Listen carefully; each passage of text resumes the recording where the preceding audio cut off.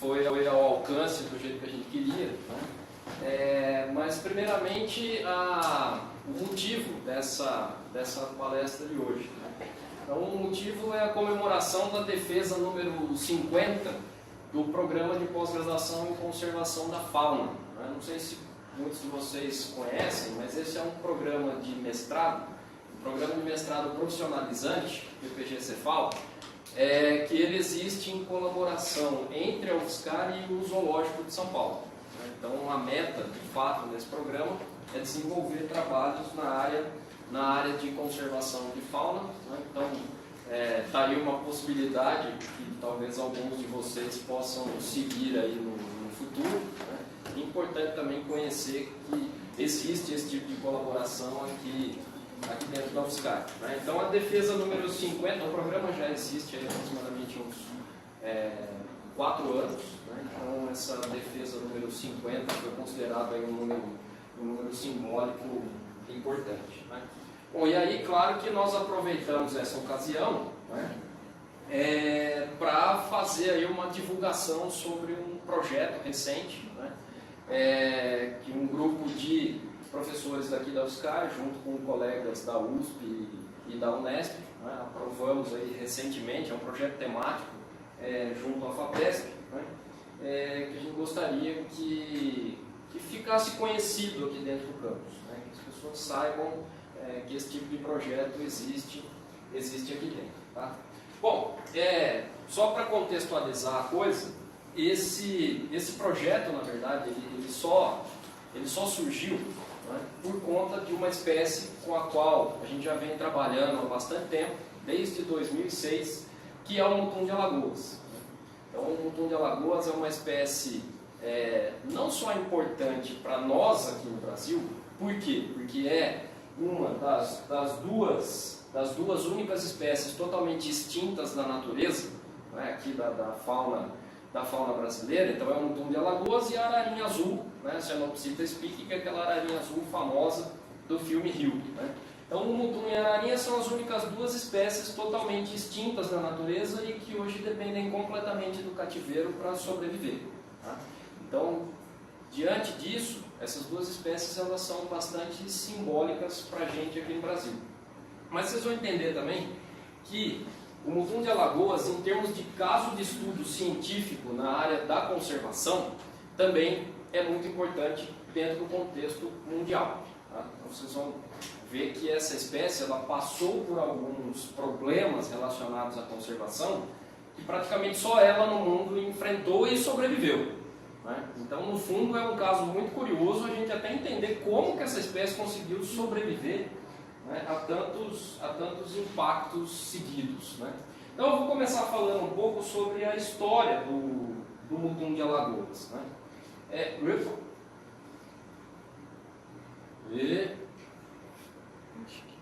Não.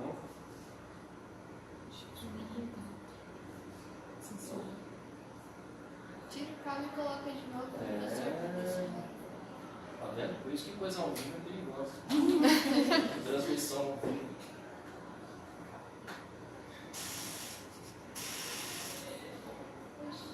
Maravilha, hein? Aí, acho que agora foi. E é mal contado. Acho que é mal contado. Bom, vamos lá, continuando, voltando. Já passou metade da palestra aqui. Bom, para a gente entender então a importância dessa espécie,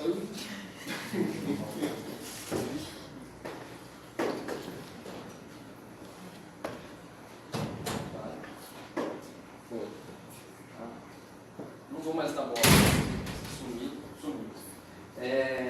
Então voltando, né, para a gente entender aí o contexto, né, do programa de conservação dessa espécie, tudo começou lá nos anos 70.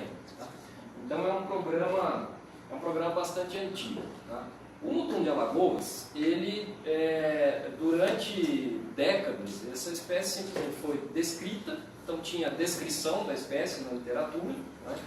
E aí, lá no meio dos anos 70, uma pele depositada em um museu de uma fêmea. Tá?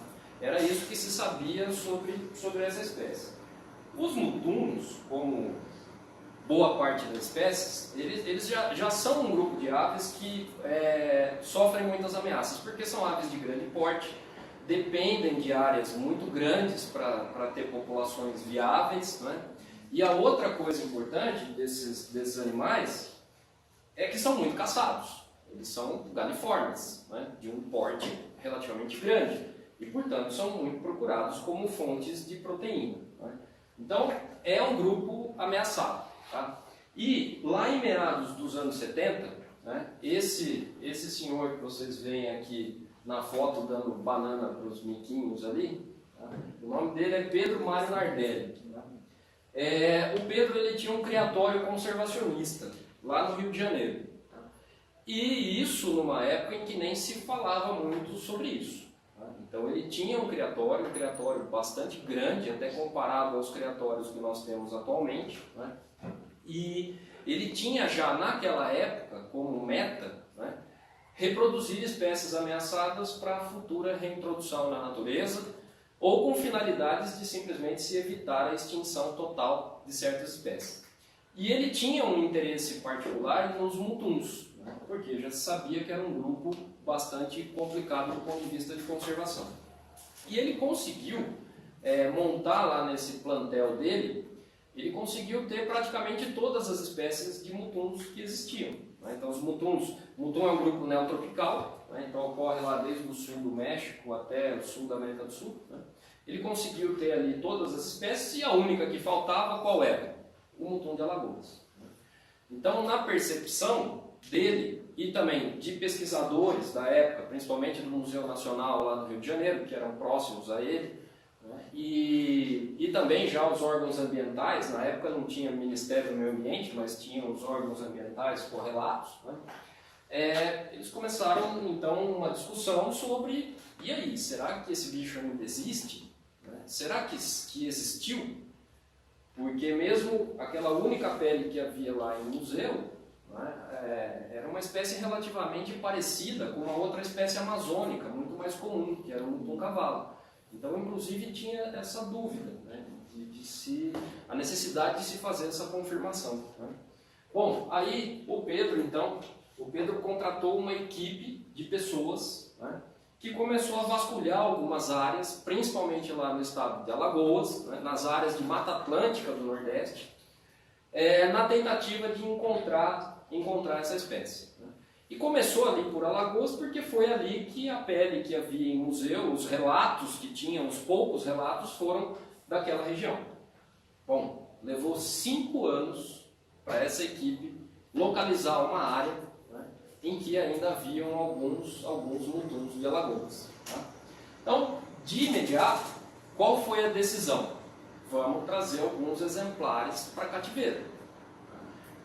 Vamos capturar. Não é fácil capturar esses animais, né? São difíceis de serem capturados na natureza, né? Mas conseguiram capturar, depois de algumas tentativas, conseguiram trazer alguns exemplares então para cativeiro. Né?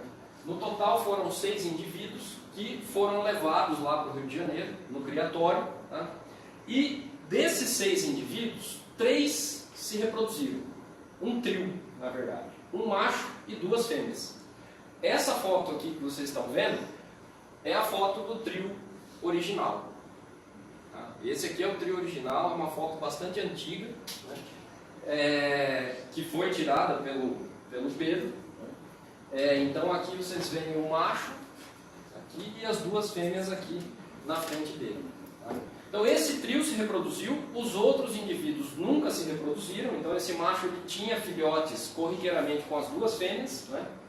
E hoje todos os mutuns de Alagoas que existem são descendentes desse trio. Porque naquele momento em que eles fizeram aquelas capturas na natureza, eles não sabiam, mas eles estavam capturando, não eram os últimos indivíduos, porque pelo menos uns 3, 4 anos depois dessas capturas, a espécie ainda foi vista na natureza. Tá? Mas, logo depois daquelas capturas, a espécie se extinguiu. Então, eles nem podiam imaginar que isso iria acontecer, mas o fato é que essa ação que eles fizeram foi fundamental. se não fossem essas capturas, hoje a gente só conheceria o Mutum de Alagoas de algumas gravuras e de peles depositadas, algumas poucas peles depositadas em museu. Então isso aqui foi o início da reprodução em cativeiro do Mutum de Alagoas. Bom, muito bem. Aqui vocês já estão vendo um casal reprodutivo, né, um dos casais mais atuais. Né? A partir de então, a partir dessa reprodução desse trio, começa uma nova saga. Né?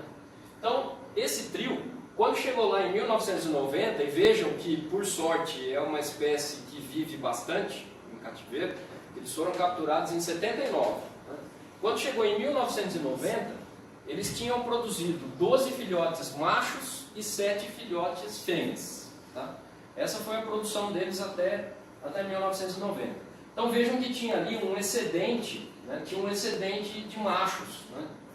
E aí, como havia uma preocupação muito grande com a extinção dessa espécie, principalmente por conta desse grau de parentesco muito grande, né? Imaginem, todos os indivíduos viventes, eles tiveram um único macho descendente. Né?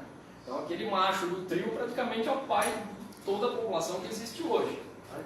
Então, havendo essa preocupação de problemas principalmente genéticos, foram pegos esses machos excedentes e eles foram hibridizados com o mutum cavalo, que é uma espécie amazônica, então mais comum, que eu já falei agora há pouco.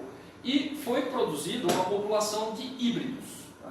Por que uma população de híbridos? Simplesmente por segurança. Vamos manter uns híbridos ali, porque se precisar, se houverem problemas se haver problemas de homozigose muito sérios com a população pura, a gente poderia usar alguns híbridos para tentar recuperar um pouco a variabilidade genética, como na época já vinha sendo feito com outras espécies ameaçadas no mundo todo, como o cavalo de Przewalski, que é um outro caso bastante conhecido. Pois bem, só que chegou um momento que o criatório lá do Rio de Janeiro fechou as portas, tá? Por razões lá, fechou esse criatório. E aí, todos os mutuns que haviam foram transferidos para 2 criatórios no estado de Minas Gerais. Tá? Então, um em Poços de Caldas e um outro criatório em Belo Horizonte. Tá? Nesse processo de transferência, perdeu-se os arquivos, os registros. Esses animais tinham anilhas, né? E até certo ponto era conhecido o grau de parentesco entre eles. Né? Mas isso foi perdido nessa transição. Consequentemente, né, havia o quê? Uma população de animais, né, puros misturados com híbridos. Tá? E isso causou um problema bastante grande. Tá? Porque isso não foi solucionado de imediato. Né? Passaram-se alguns anos, a reprodução continuou, a população foi aumentando, tá? Sem haver a certeza de quem era puro e quem era híbrido. Então chegou num momento, né, que a coisa ficou bem estranha. Né? Principalmente quando chegou lá em 2006, que o IBAMA, na época, não tinha ICMBio ainda, o IBAMA resolveu criar os chamados Planos de Ação Nacionais para a Conservação de Espécies Ameaçadas. Então a ideia do IBAMA era o quê? Cada espécie ameaçada da nossa lista de espécies ameaçadas brasileiras teria um desse chamado Plano de Ação Nacional, que seria o quê? Um documento, né? Um documento que reunisse tudo que se sabe sobre aquela espécie e um plano de recuperação, né? Coordenado ali por pesquisadores e técnicos de órgãos ambientais envolvidos na conservação de cada espécie. E, por coincidência, como o mutum de Alagoas já era sabido muito ameaçado, o primeiro plano de ação nacional foi o dele. Né? E aí, quando chegou nesse momento, o que foi discutido? Não dá. Se nós não temos certeza do grau de pureza dos indivíduos, muito possivelmente nós vamos abandonar esse plano. Né? Não dá para investir em algo que nós não sabemos se ainda é a espécie original. Né? Então ali ficou inclusive isso acabava colocando em xeque o patrocínio, né? O financiamento, né? Porque toda a manutenção desses animais em cativeiro, isso tem custo, e é uma população relativamente grande. Então só para vocês terem uma ideia aqui, esse aqui é o mutum de Alagoas e esse aqui é o mutum do cavalo, que é a espécie amazônica mais comum. Tá?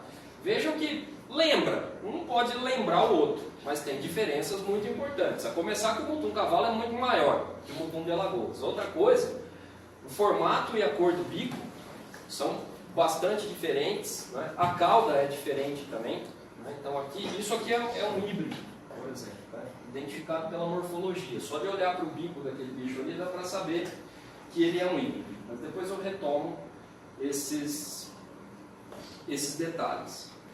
Pois bem, então temos em mãos um caso bastante problemático, tá?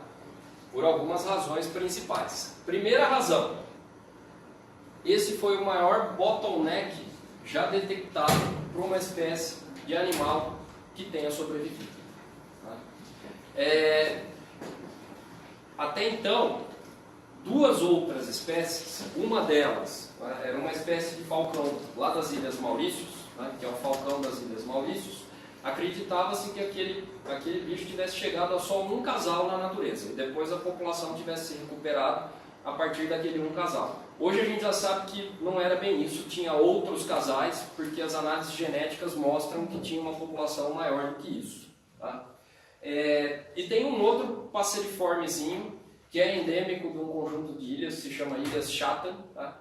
Que é um sabiá negro das Ilhas Chatham, que também acredita-se que esse bicho tenha chegado num ponto que tenha sobrado só um casal ou possivelmente 3 indivíduos e aí a população se recuperou.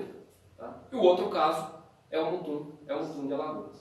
Tá? Então nós temos aqui, considerando que o mutum e o sabiá negro lá das Ilhas Chatham, né, ele é uma das 2 espécies no mundo que sobreviveram a gargalos populacionais tão severos. Tá?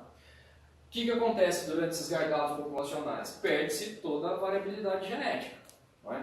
Então, ainda hoje para a gente é um material de estudo importante saber qual é o grau de viabilidade de organismos que perdem completamente a variabilidade genética, se é que perdem completamente a variabilidade genética durante esses gargalos populacionais. Tá?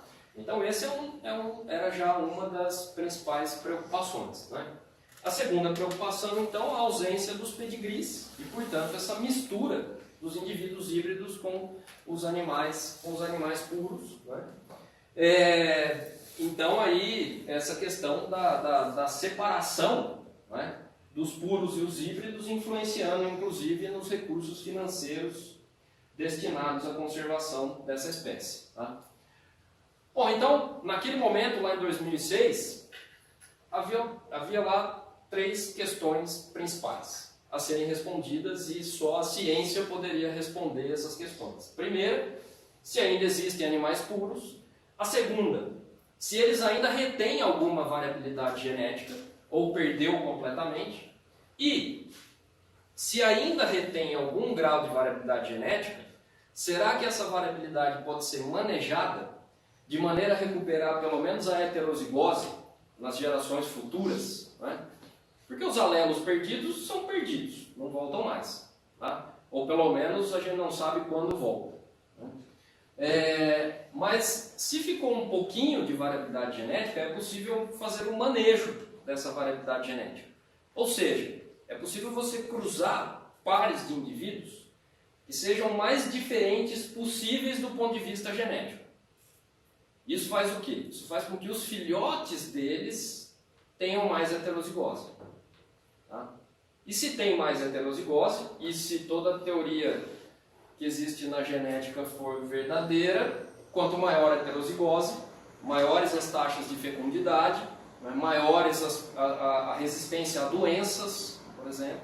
Então a espécie ela teria muito a ganhar se a heterozigose pudesse ser aumentada. Mas para isso teria que sobrar alguma variabilidade genética dentro da população.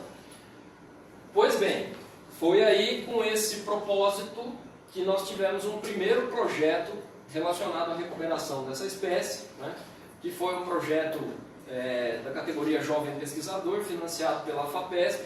Esse projeto teve início em 2008 e envolveu aqui uma série de pessoas, né? E inclusive vários alunos, né? Então esses resultados que eu vou mostrar, eles são, na verdade, derivam de várias dissertações de mestrado e de trabalhos de iniciação científica, né? Então esse projeto ele veio exatamente com a meta de responder aquelas três questões principais, né? Tínhamos que começar, obviamente, pela identificação da população pura, se é que ela ainda existia, né? Então esse era o ponto de partida. Então, primeira coisa que foi feita, né? Nós fomos lá até os 2 criatórios, lá em Minas Gerais, pegamos indivíduo por indivíduo, né? Colocamos marcações naqueles que não tinham marcações e fizemos um trabalho de identificação de detalhes da morfologia. Então, cada indivíduo teve a região da cabeça e da cauda, principalmente, fotografadas, tá? Porque qual que é a diferença real entre o mutum de Alagoas e o mutum cavalo que está aqui na frente? Vejam que esse aqui é o híbrido, que está aqui no meio, é um bicho intermediário.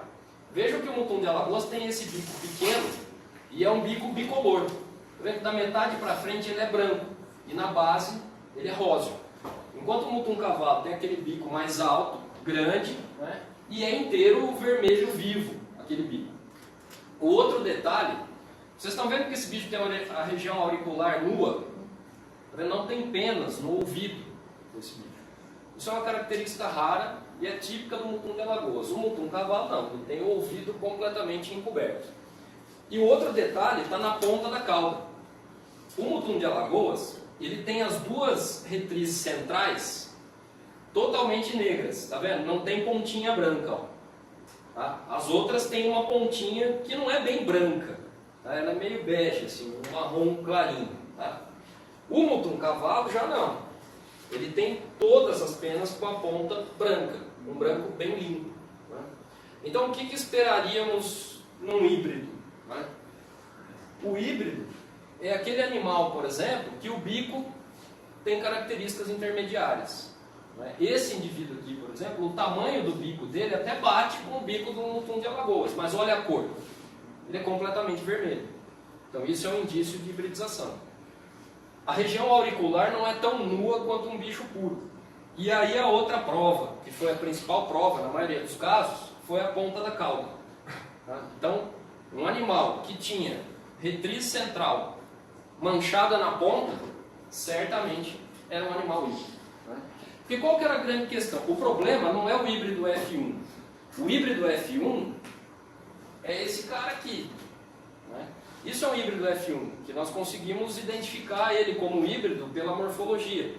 O problema são os retrohíbridos, é quando o híbrido cruza de novo com o mutum de Alagoas, né? O retrohíbrido, ele continua sendo um híbrido, mas ele é um híbrido que ele pode ser morfologicamente idêntico ao mutum de Alagoas. Então a separação morfológica, ela foi um começo importante, aliás, bastante importante, tá? Então foi uma primeira etapa, né? Depois eu mostro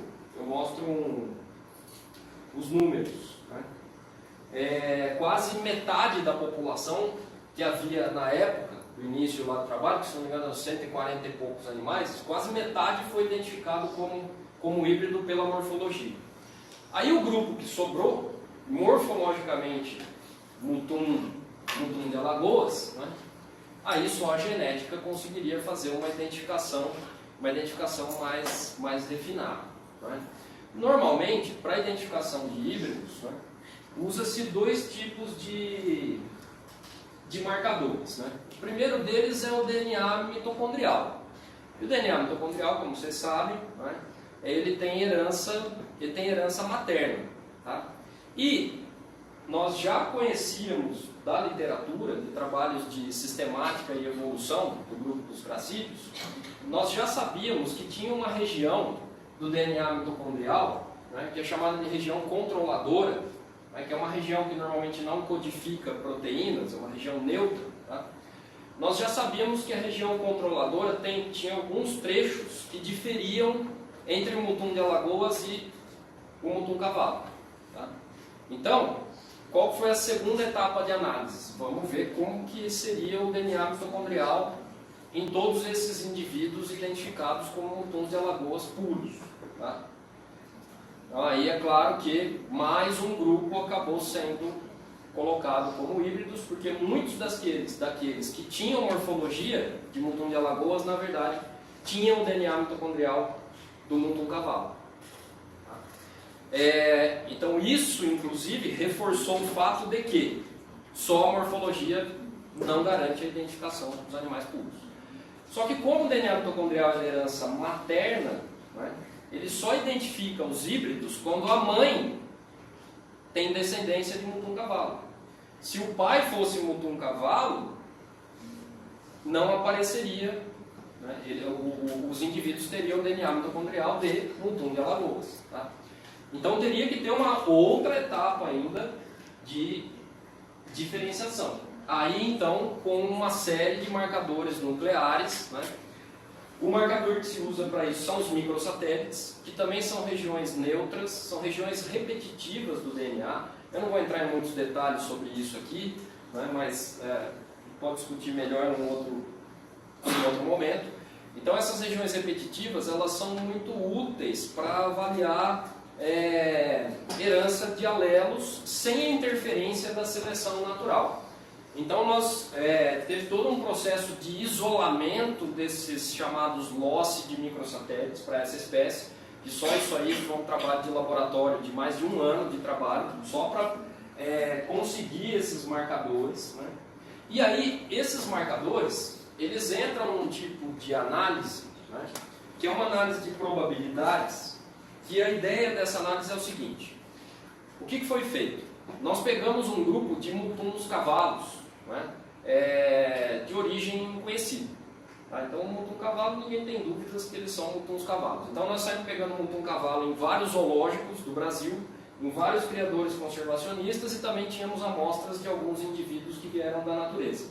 Então, ao todo, nós tínhamos lá 34, 36 mutuns cavalos, né, e nós fazíamos as análises com esses loci de microsatélites. Certo? Então, para cada loci, cada indivíduo tem seus alelos específicos. Então, num grupo de indivíduos, nós temos certos tipos de alelos e frequências diferentes desses alelos. Tá? Então, nós tínhamos o grupo dos mutuns cavalos e o grupo do que tinha sobrado ali como mutum de Alagoas. Tá? Já tinham passado pela separação morfológica e também pela separação pelo DNA mitocondrial. Não é? Muito bem. Então, qual que é a ideia? A ideia é que, ao fazer essa análise, tá? Vejam que cada coluninha aqui representa um indivíduo. Tá? Aqui, essa manchona vermelha aqui que vocês estão vendo, são várias colunas com os mutuns cavalo. Tá? E nós temos aqui dois grupos, o grupo vermelho e o grupo verde. Certo?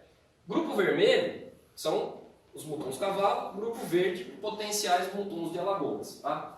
Então, no grupo dos mutuns cavalos, eu tenho lá um conjunto de alelos conhecidos para esses 14 loci e as frequências desses alelos. Então, qual que é a ideia?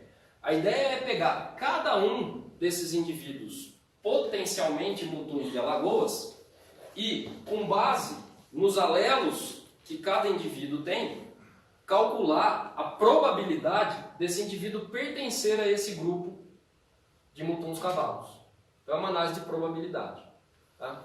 Então vejam, por exemplo, que muitos indivíduos aqui têm aqui uma coluna totalmente verde.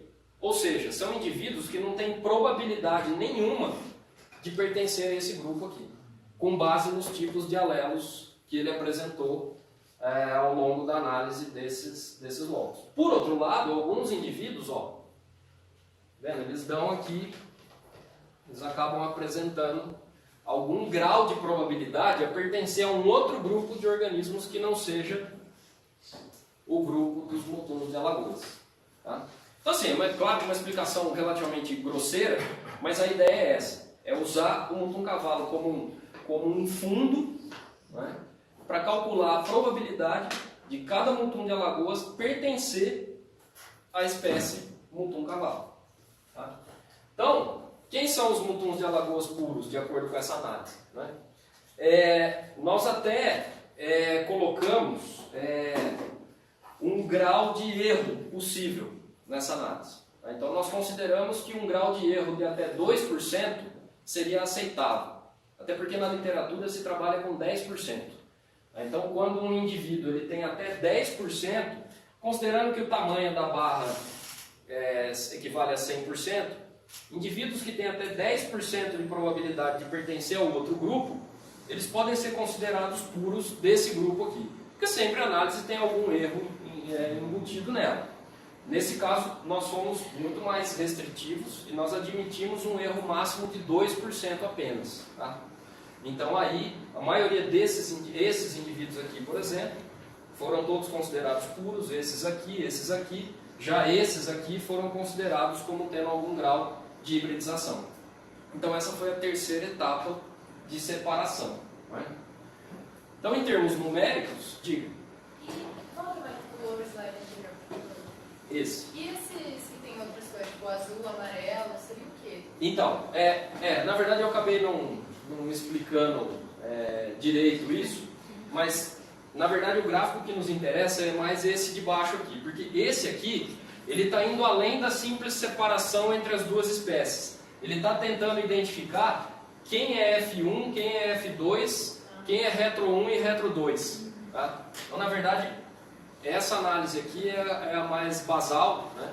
E aqui vai um pouco além. Ou seja, esses híbridos, essa análise aqui está visando classificar esses híbridos. Tá? Ele é um híbrido F1 ou é um F2 ou o que ele é. Tá? Muito bem. Então, em termos numéricos, olha só. Foram analisados 148 animais. Então vejam, todos os descendentes daquele trio lá. 148 indivíduos foram analisados entre 2008 e 2016, quando nós fizemos as últimas análises. Tá? Então, desses todos, 63 já foram identificados como híbridos pela morfologia. Tá? Já saíram logo de cara como sendo híbridos. Desses 85 que sobraram, como sendo morfologicamente puros, 72 foram considerados puros pelas análises de microsatélites, né, que é essa que eu acabei de mostrar. Só que desses 72, 6 apresentavam contaminação no DNA mitocondrial. Tinha um DNA mitocondrial do mutum cavalo. Tá? Então, no final, qual foi o resultado? Fechamento total desse projeto lá em 2016. Tá? A resposta final foi que nós tínhamos 33 machos e 33 fêmeas puras na população. Tá? Então, nós consideramos que esse resultado foi bastante importante para o futuro da espécie. Por quê? Porque aí o programa de reprodução, primeiro que ganhou mais confiabilidade. Né? Então, pela primeira vez, voltou-se a ter certeza de que, ou pelo menos uma boa confiabilidade do ponto de vista estatístico, de que ainda haviam animais puros. Né? E claro que a partir daí, a reprodução acabou focando muito mais nesses animais puros. Os híbridos, não significa que os híbridos estão sendo descartados ou deixados de lado e coisa e tal. Eles só não estão sendo postos para reproduzir, por enquanto. Mas eles ainda são considerados animais importantes, só que agora ficam separadamente e o foco é na reprodução dos animais puros. Né? E hoje até a população pura tem aumentado de maneira bastante satisfatória. Dentro desse processo todo, claro que tem outras coisas. Né? Então nós fizemos, por exemplo, a sexagem desses animais. Eles não têm dimorfismo sexual. Tá? Então fizemos sexagens moleculares que indicaram que muitas vezes tinha lá 2 fêmeas juntas e achavam que era um casal, ou tinha 2 machos juntos. Então permitiu também a reorganização dos casais. Né? Bom, aí a segunda pergunta, né? Então, agora que nós conseguimos separar um grupo de organismos puros, será que eles ainda têm alguma variabilidade genética ou são clones totais? Né? Vimos que não, eles até mantiveram um certo nível de variação genética. Tá? Comparando com o mutum cavalo, que é a espécie mais próxima, em média, o mutum cavalo tem 4,36 alelos por locus. O mutum de Alagoas tem mais ou menos metade disso, um pouco mais da metade. Em média, 2,73 alelos por locus. Né? Por que eu coloquei aquela frase ali? Olha, não é um guepardo, felizmente. Porque o guepardo é uma espécie conhecida porque perdeu toda a variação genética. Né? E não tem variabilidade genética em locus nenhum. Né? Por razões nem antrópicas. Né? Alguma coisa no histórico da espécie levou a isso. Né? E isso é bem interessante. Né? Isso em si é um resultado legal. Porque como é que pode uma espécie toda, que é derivada de só um trio de indivíduos, ainda tem um nível moderado de variabilidade genética? Hoje nós sabemos o porquê.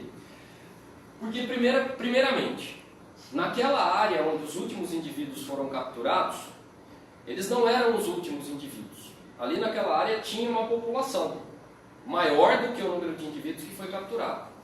Esses indivíduos que foram capturados possivelmente não eram aparentados.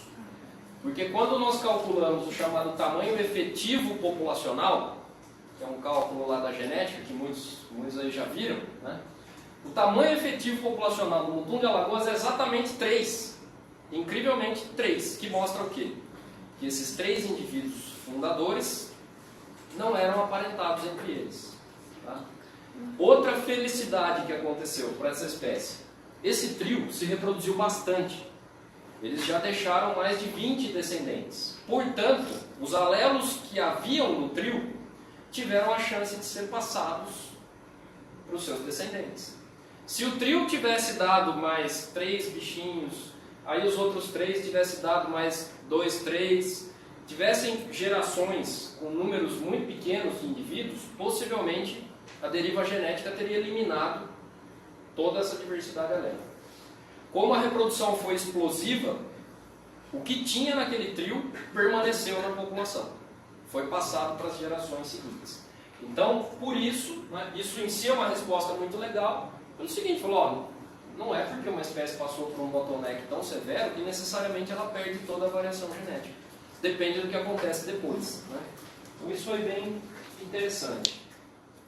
Bom, na sequência, o terceiro grande objetivo era manejar essa variabilidade genética.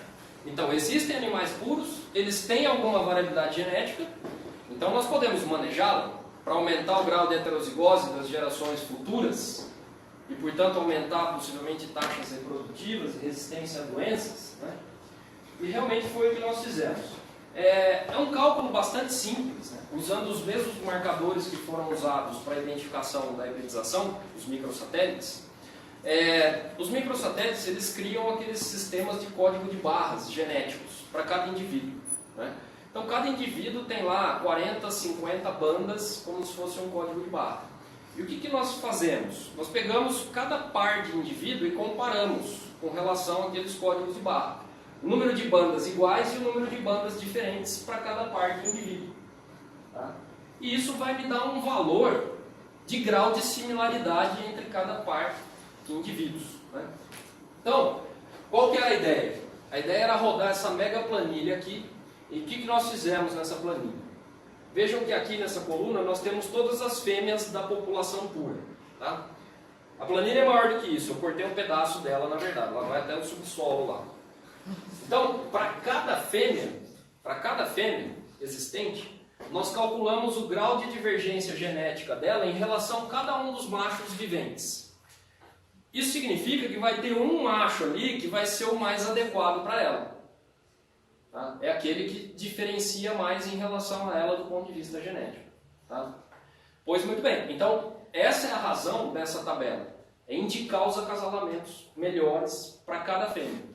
Só que claro que tem a questão comportamental. Né? Se com a gente é assim, imagina com eles. Né? Tem casal que você coloca junto lá e um não pode olhar na cara do outro. Né? Então aí sempre vai ter o quê? A segunda melhor opção, a terceira melhor opção, mas pelo menos acertar os casais de maneira a garantir o futuro genético, digamos assim, dos filhotes, das gerações seguintes. Tá? Essas planilhas elas já vêm sendo usadas lá principalmente no criatório de Belo Horizonte, que é onde realmente a espécie tem se reproduzido mais atualmente. Essa planilha já desde 2009, por aí, que a gente vem mantendo essa planilha atualizada e ela vem sendo usada. Né? E aí nas últimas análises, que são dados inéditos, eu nem coloquei os gráficos aqui, nós vimos que a heterozigose aumentou significativamente depois da aplicação dessa planilha. E a taxa reprodutiva aumentou bastante. Então, enquanto vinham nascendo... O que aconteceu é o seguinte, quando essa planilha começou a ser aplicada, né, tínhamos lá indivíduos nascidos sem controle genético. A partir do momento que a planilha foi aplicada, então os nascimentos começaram a ser controlados, né? No ano passado foi a primeira vez que essa geração nascida dessa planilha entrou em reprodução. Porque eles começam a reproduzir com 3, 4 anos de idade só.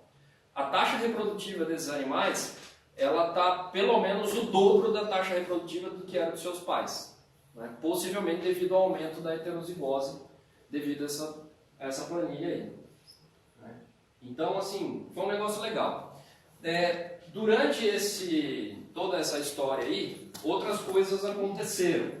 Uma das coisas foi a criação do Studbook. Né? Quem já fez lá a minha disciplina lembra o que é o Studbook, que é aquele grande registro genealógico da espécie. É uma coisa internacional, normalmente, que toda espécie ameaçada deveria ter. Então, o ICMBio criou o primeiro Studbook brasileiro, né? E foi exatamente o do Mutum de Alagoas, e já foi um Studbook, inclusive, com todos esses dados genéticos. Né? Aqui só um recorte de um cantinho do Studbook que foi feito num software específico para isso. Né? Então tem aqui o número de cada indivíduo, o lugar onde nasceu, número da anilha, quem são os pais, quem são os filhos, um monte de coisa. Bom, aqui um juvenil empenando, criando penas, ali um ovo do Mutum de Alagoas, que está em cima daquela tela, porque eles costumam muito botar de cima do puleiro. Eles fazem um ninho, a fêmea fica dentro do ninho, na hora de botar ela vai no puleiro. E aí por isso que coloca-se telas embaixo do puleiro para pegar o ovo e não deixar quebrar e levar para a chocadeira. Né? Isso aqui é só a capa do Plano de Ação Nacional do Mutum de Alagoas, que vocês podem baixar lá no site do ICMBio. Né? Bom, e aí esse plano de ação ele tem uma meta importante que é a reintrodução dessa espécie na natureza. Tá? Então a meta do plano de ação era o seguinte, falou, a hora que tiver 60 casais puros se reproduzindo em cativeiro, nós vamos começar a reintroduzir esse bicho na natureza. Tá? Isso é uma meta do plano de ação. Bom, esse número ainda não foi atingido. A população pura vem crescendo, mas não chegou em 60 casais. Só que decidiu-se que chegou a hora de reintroduzi-lo na natureza. Tá? Bom, para isso, entramos então numa série de outros poréns. É preciso ter áreas para isso. Essas áreas têm que ser protegidas, elas têm que ter recursos para essa espécie. A própria reintrodução em si é algo que demanda recursos, demanda pessoas monitorando, né? Tem todo um trâmite, tem toda uma legislação a ser seguida para fazer a reintrodução, mas claro que é a meta principal. Né? Então, o grande objetivo é um dia ver essa espécie de novo na natureza. Tá? Bom, todos esses dados aí da parte genética, eles estão aqui nesse artigo, do ponto de vista científico, então eles foram divulgados nessa publicação, né, que saiu já em 2016. Então aqui, ó, que vale a pena mostrar de novo o Pedro, que é quem resgatou os últimos mutuns da natureza. Se não fosse a iniciativa dele, adeus, seria mais um na nossa lista de extintos. E aqui o Roberto Azeredo, que é o criador da Fundação Crax, que fica lá em Belo Horizonte, que é um gênio da reprodução em cativeiro. É a única pessoa no mundo que cria arpia em cativeiro e pega arpia na mão, como se estivesse pegando uma galinha. Né? E é quem tem feito o mutum de Alagoas se reproduzir e principalmente conseguiu fazer esse bicho reproduzir, minimamente, pelo menos, durante a fase mais crítica da criação, que era quando não havia esse controle genético das populações. Então são duas pessoas que, se hoje existe mutum, é graças a essas duas pessoas. Bom, esse trabalho de monitoramento genético resultou em algumas reportagens aí interessantes. Essa aqui saiu na revista Nossa, agora nem eu consigo ler aqui. Era Época ou Isto É? Ah, não, na Época. Esse aqui saiu na revista Época em 2012, quando os resultados da separação dos híbridos e dos puros acabaram de sair do forno. A revista Pesquisa FAPESP também fez uma reportagem, essa é mais recente, de janeiro de 2017. Tá? Essa é bem legal, conta mínimos detalhes de toda a trajetória da espécie, das pessoas que estiveram envolvidas nos projetos com essa espécie, né? Que teve esse título, A Gaiola que Salva. Tá? Também essa aqui é bem interessante, quem quiser conhecer mais com ilustrações sobre e tudo, essa reportagem aqui foi bem legal. Tá? Então eles criaram ali uns esqueminhas bem didáticos, mostrando a diferença do mutum de Alagoas e o mutum cavalo, né? As áreas, né? A área onde o bicho ocorria, que era aqui numa região do estado de Alagoas, o tipo de ambiente que é a Mata Atlântica, do centro Pernambuco de endemismo. É uma Mata Atlântica até diferente da nossa, é uma mata mais alta, mais parecida com floresta amazônica. Pois muito bem, para já ir para os finalmente, né, eu, na verdade, esse projeto do Mutum de Alagoas acabou influenciando nossas decisões, né, para a criação de um novo projeto. Tá? Pelo seguinte, o Mutum de Alagoas, então, como o nome diz, ele é endêmico da Mata Atlântica do estado de Alagoas, né? E a Mata Atlântica do estado de Alagoas faz parte de um dos centros de endemismos da Mata Atlântica. A Mata Atlântica ela é dividida em alguns diferentes centros de endemismos, né? Que são áreas que foram refúgios isolados, né? Pleistocênicos, e portanto têm faunas e floras bastante diferenciadas, né? E o centro de endemismos Pernambuco, que pega a Mata Atlântica ao norte do Rio São Francisco até o Rio Grande do Norte, parte do Rio Grande do Norte, é a região mais ameaçada da Mata Atlântica. Tá?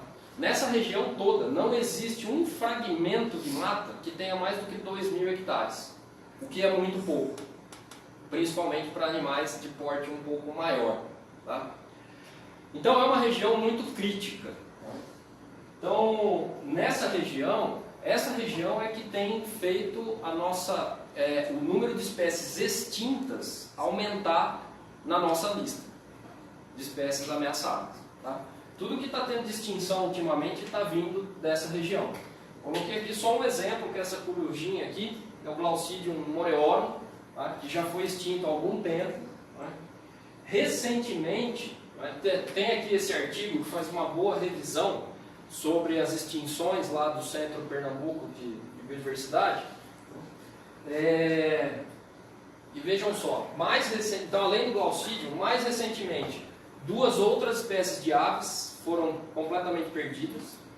Os últimos indivíduos já desapareceram da natureza. Né? Tem uma espécie de gavião lá, que acredita-se que seja a espécie de gavião mais ameaçada do mundo, tudo concentrado ali.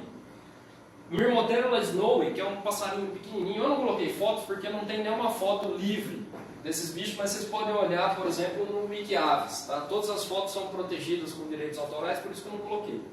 Esse bichinho está em vias de desaparecer. Possivelmente não tem mais do que 10 casais na natureza. Tá? E fora muitas outras espécies que a gente não tem conhecimento sobre como as coisas estão andando ali com elas. Então o grau de endemismo ali é muito alto. É um grau de endemismo muito grande, tem coisa desaparecendo, ao mesmo tempo tem coisa nova sendo descrita, né? E pouquíssimos trabalhos sendo realizados. Então, já que tem a meta de reintroduzir o mutum lá naquela região, nós vamos ter que lidar com esse contexto, surgiu a ideia de montar um projeto mais amplo, né? Que foi esse chamado Projeto Arca do Século, que o título é Avaliação, Recuperação e Conservação da Fauna Ameaçada de Extinção do Centro de Endemismo Pernambuco. Tá? Esse projeto ele acabou de ser aprovado aí, recentemente pela FAPESP, é um projeto temático, né? Que tem uma série de metas. Né? Tem uma série de metas. Né?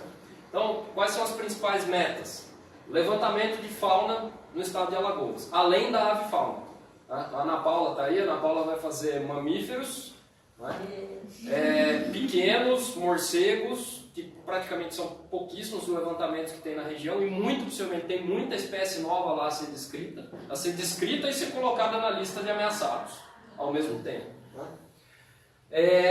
Avaliar, então identificar esses táxons desconhecidos da ciência, avaliar o status populacional das espécies ameaçadas, porque vocês sabem que nós temos as listas de espécies ameaçadas, mas nós não temos contagem do número de indivíduos. Né? Isso é muito raro, são pouquíssimas as espécies que nós sabemos quantos indivíduos sobraram, são muito poucas.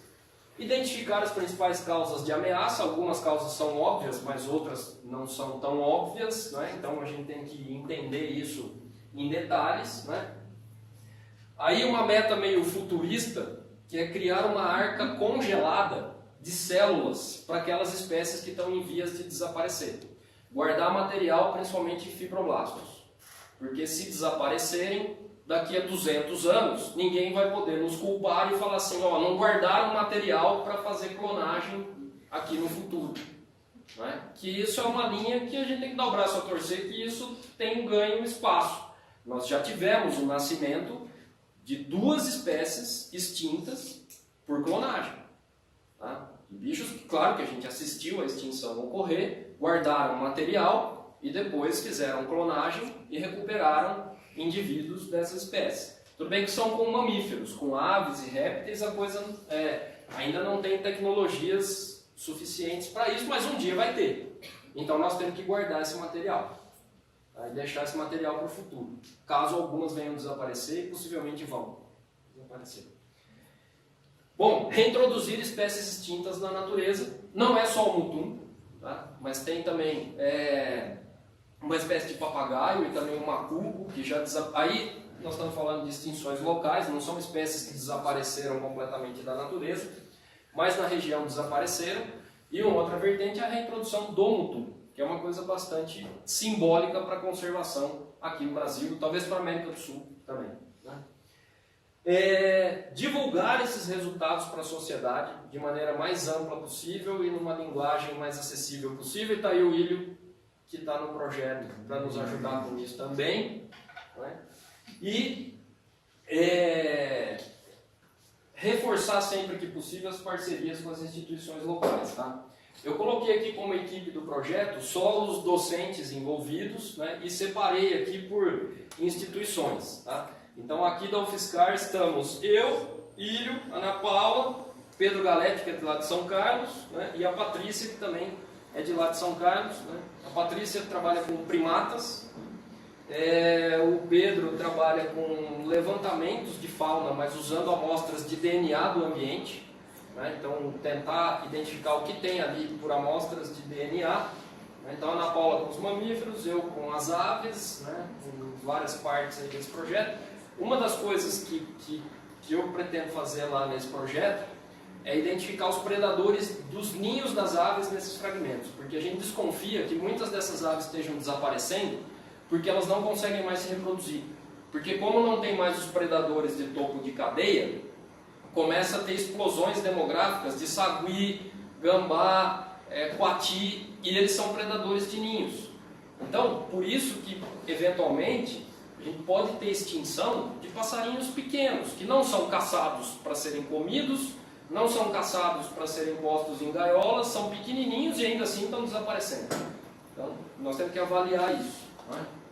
Bom, aí tem uma turma da Unesp, né? Tem o Mauro Galete, tem o Maurício Barbante, que trabalha com o negócio das células, e o Ricardo da USP também, o Luiz, que é o curador lá da seção de aves do Museu de Zoologia. Ele, na verdade, é o coordenador principal do projeto, ele é a pessoa principal do projeto, e o restante são os pesquisadores associados. Tem o Marco Aurélio Piso, que vai trabalhar com interações entre animais e plantas, que essas interações também podem ter sido muito afetadas. Né? E uma série, então, de colaboradores. Né? Esse projeto está em fase de implantação, ele vai se iniciar, essas metas vão ser iniciadas, e só tem sido possível devido à colaboração de várias instituições locais, né? Porque não é muito tranquilo trabalhar naquelas áreas. Tá? Sem ter um rádio comunicando a gente direto, por exemplo, com o batalhão da Polícia Ambiental de lá, não dá para trabalhar nessas áreas. meio difícil, né? O Ministério Público do Estado de Alagoas, né? Então, os promotores da área de meio ambiente, eles já fazem parte do plano de ação do Mutum de Alagoas. Hoje tem o plano estadual também. Então, eles vêm acompanhando essa história e têm dado um apoio fundamental para esse projeto, né? Um outro imenso parceiro é o IPMA. O IPMA é uma ONG que faz um trabalho quixotesco na região, né? Eles vêm trabalhando com educação ambiental e criação de RPPNs na região, tá? Então, eles conseguiram criar milhares de hectares de RPPN, né, num prazo de tempo aí bastante curto, nos últimos 5, 6 anos. Tá? Então, isso é um trabalho muito legal, muito interessante. Eles é quem estão propiciando toda a infraestrutura para nos receber com esse projeto, então são parceiros fundamentais. O IMA, que é o Instituto do Meio Ambiente lá do Estado. O que é interessante é que todos esses órgãos, eles fazem parte do plano de ação do Mutum. Então, essa aproximação por conta do Mutum foi o que permitiu também implantar esse novo projeto mais amplo, né? E o próprio governo do Estado de Alagoas, né? Então, a Secretaria, né, de Meio Ambiente e Recursos Hídricos também tem dado um apoio fundamental, né? Porque é necessário realmente todo um apoio logístico, né, para poder trabalhar nesses lugares. Bom, e a FAPESP, obviamente, que é quem está financiando, então bancou toda essa pesquisa que levou aí pelo menos a uma contribuição na recuperação do Mutum de Alagoas e agora para a implantação desse novo projeto. E claro, as universidades que eu já listei ali, né? Então são 11, um grupo de 11 pesquisadores que reúnem então a UFSCar, o USP e o Unesp, né? São equipes multidisciplinares, né? Então nós achamos muito interessante. O projeto já tem Facebook, já tem Instagram, tem Twitter, né? Tem uma série de coisas. Essa palestra, por exemplo, ela já está sendo transmitida ao vivo para todo o Brasil, né? E vocês vão ver muito mais sobre esse projeto, né? Nós consideramos importante a divulgação, principalmente aqui dentro, porque muitas vezes vocês não sabem nem o que a gente faz aqui. Então é importante conhecer e acompanhar, né? Quem sabe até nos ajudar, né? No futuro, trabalhando nessa proposta aí, tá? Bom, era isso, pessoal. Então, só lembrando, né, a ideia era comemorar a defesa número 50 do PPG Cefal, né, e também aproveitar para fazer essa divulgação sobre esses projetos, tá? Era isso. Eu não sei se temos tempo para perguntas e discussão, porque tem um outro evento para daqui 4 minutos aqui nessa sala. Então temos 4 minutos. Né? Se alguém tiver alguma pergunta, alguma consideração. Ô, Mercival, aqueles nascimentos que você falou, que já está, a próxima geração passou 3 anos, já está se reproduzindo. Isso. Vocês também têm acompanhamento genético? Então, ficou um gap de acompanhamento, porque terminou aquele projeto anterior. Depois daquele projeto, na verdade, isso foi até uma falha minha. Depois daquele projeto da FAPESP, teve um outro bancado pela Fundação Boticário. Nós ficamos mais 2 anos monitorando com recursos do Boticário. Aí ficou 3 anos sem monitorar, que foi o tempo que a gente estava preparando esse projeto ARC. Que foi um projeto que demorou para sair do papel e assim, arquitetando as colaborações, tudo e coisa e tal. Então, mas são indivíduos, esses que não foram ainda analisados pela genética, ainda são juvenis, eles não estão ainda na fase de reproduzir. Mas para o ano que vem eles estarão analisados e na hora que eles forem entrar em reprodução, com 3, 4 anos de idade, eles vão estar analisados. Aí já entra naquela tabela. Já entra naquela tabela também. Entendeu? Então a ideia é controlar o nível de heterozigose para não baixar a taxa reprodutiva para os níveis que ela era anteriormente. Mais alguém? Diga, Lucas. De 2 espécies que foram resgatadas, foram exploradas, assim, parece que tinham sido extintas, mas foram. Então, tem uma. Os 2 são espécies de cabras. Tá? São 2 espécies de cabras, daquelas cabras montesas. Eu não vou lembrar o gênero agora, mas são aquelas cabras montesas muflão, os muflões.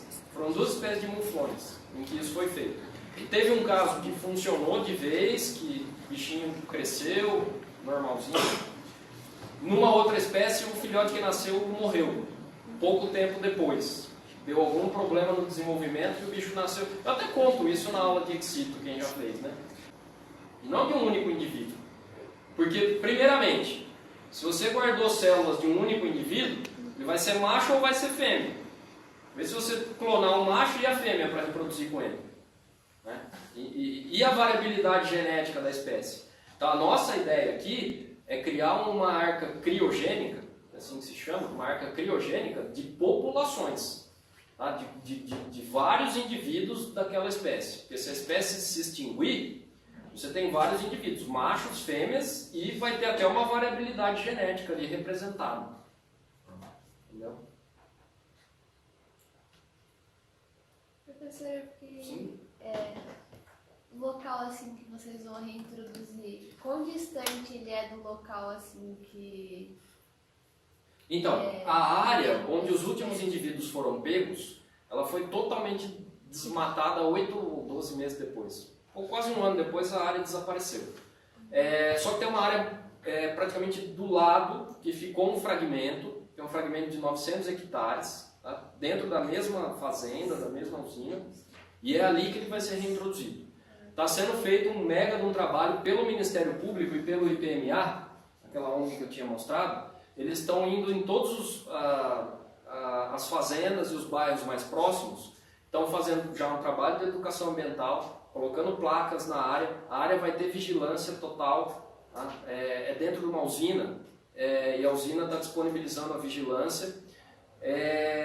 Vai estar tudo sendo monitorado com câmeras, a área toda. Inclusive esses pequenos mamíferos que são predadores. E então, isso aí nós vamos monitorar, né, para a gente ver. Para o mutum eles não são tão problema, porque o mutum é um bicho maior, né? Mas isso aí nós vamos monitorar. Outra coisa importante é cachorro doméstico, que entra, fica feral e entra para caçar nessas áreas. Então está sendo feito o cadastramento de todos os cachorros e os donos estão assinando um documento assumindo que eles são fiéis depositários desses cães. E se esses cães forem vistos lá na mata, o dono vai ser comunicado na primeira vez. Na segunda vez vai ser uma comunicação, eu não sei se podem aplicar multa, mas algumas... não, o cão vai ser confiscado. Se tiver uma reincidência. Na coleção aqui da UFSCar. Se tiver uma reincidência, ele vai ser confiscado. O cachorro é confiscado. Tá? Então tem todo... É que é difícil eu falar nesse curto espaço de tempo, mas todos aqueles parceiros que eu mostrei aqui, todos estão fazendo sua parte. Então vejam que a recuperação de uma espécie é uma coisa que depende de muita gente trabalhando. É melhor não deixar extinguir, porque depois fica caro e dá trabalho. Obrigada. Gente, acho que agora o tempo acabou, né? Porque a turma já está fazendo careta para mim ali na porta. Obrigada.